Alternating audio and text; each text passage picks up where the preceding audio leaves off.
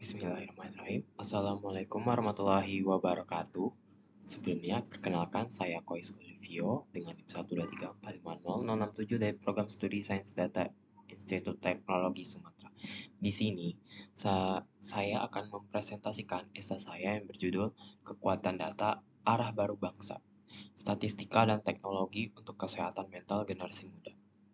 Nah, melalui presentasi ini, saya ingin menyoroti bagaimana data dan teknologi dapat menjadi fondasi penting untuk perbaikan kesehatan mental generasi muda di Indonesia. Mengapa kesehatan mental remaja penting? Nah, masalah kesehatan mental di kalangan remaja ini bukan isu-isu sepele sekarang. Gimana ini tantangan serius yang berdampak pada masa depan anak bangsa gitu. Berdasarkan data riset kesehatan dasar tahun 2018, prevalensi depresi pada remaja usia 15-17 tahun mencapai 5,1%. Nah, angka ini diperkuat oleh studi di Kota Padang yang menunjukkan hampir separuh remaja memiliki kesehatan mental yang kurang baik. Data ini menunjukkan bahwa kita memiliki celah yang besar dalam penanganan isu ini. Oleh karena itu, kita harus mulai memandang data dan teknologi sebagai alat utama untuk memahami dan mencari solusi. Selanjutnya, ada faktor-faktor utama yang mempengaruhi kesehatan mental. Nah, ada banyak faktor yang berkontribusi pada kesehatan mental remaja. Dari sisi lingkungan, dari sisi lingkungan nih. Nah, penelitian menunjukkan bahwa riwayat bullying adalah prediktor paling kuat dengan remaja yang pernah mengalami bullying memiliki risiko 2,84 kali lebih besar untuk mengalami gangguan mental. Selain itu, pola asuh orang tua juga dinyatakan sebagai faktor yang mempengaruhi gitu.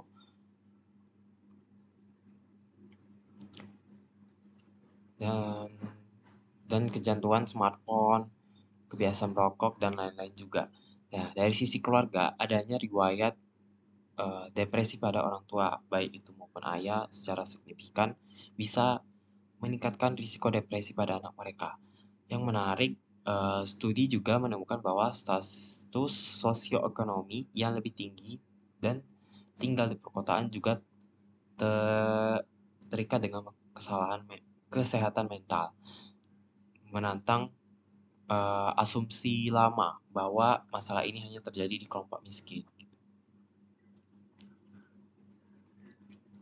Selanjutnya itu ada peran dan teknologi data dalam penanganan. Nah, disinilah peran data dan teknologi itu menjadi krusial karena analisis data masif bisa memungkinkan kita untuk melihat tren di tingkat populasi dan mengidentifikasi kelompok mana yang paling rentan dalam jumlah yang besar. Gitu.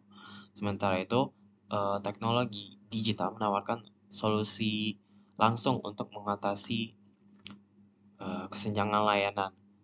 Studi juga menunjukkan bahwa aplikasi kesehatan digital seperti konseling online, terus ataupun program self-help itu sangat penting, sangat efektif, dan dapat diterima oleh generasi muda.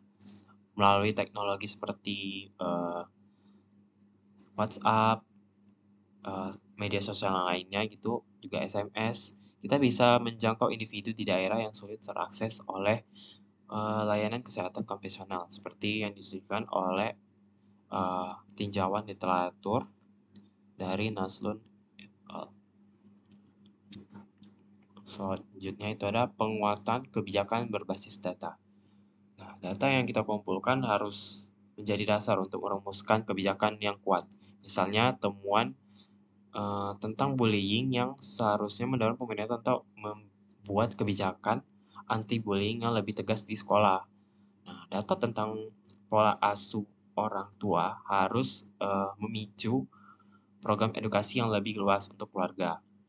Selain itu juga kampanye digital bisa digunakan untuk menargetkan bahaya merokok dan alkohol.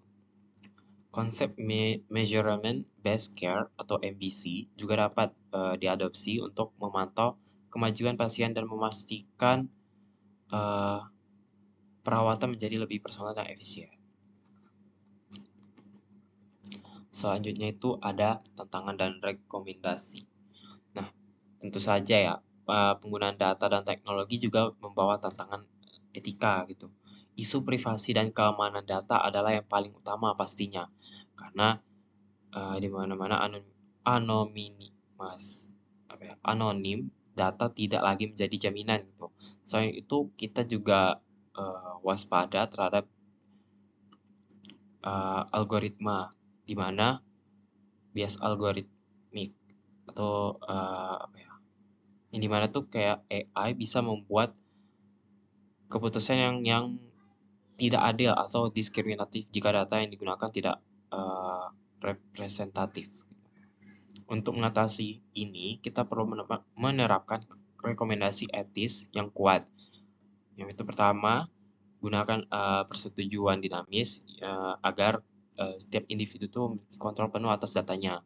Kedua juga bangun lisensi sosial, di mana tuh institusi mendapatkan kepercayaan publik melalui transparansi. Gitu. Terakhir juga melibatkan pengguna secara langsung dalam proses pengembangan solusi teknologi agar produk tersebut tuh bisa dihasilkan dengan benar-benar yang relevan dengan kebutuhan mereka. Kesimpulan, eh, sebagai kesimpulan nih, data, statistika, dan teknologi adalah alat yang sangat kuat pastinya dan tidak tergantikan dalam upaya kita meningkatkan kesehatan mental generasi muda. Namun, kekuatan ini hanya efektif kalau diimbangi dengan pendekatan yang komprehensif gitu. Melibatkan semua pihak mulai dari individu, keluarga, sekolah, hingga pemerintah, serta implementasi yang bijaksana gitu. Terus juga eh, transparan serta beretika. Dengan demikian, kita dapat menciptakan sistem yang proaktif dan berkelanjutan. Nah, mari kita ingat nih bahwa masa depan yang kuat dimulai dari generasi yang muda, yang tangguh, dan memiliki pikiran yang sehat. Gitu. Berikut adalah daftar pustaka yang saya gunakan sebagai referensi dalam penyusunan esai dan presentasi ini. Baiklah, sekian presentasi esai dari saya. Kurang lebihnya mohon maaf. Wassalamualaikum warahmatullahi wabarakatuh.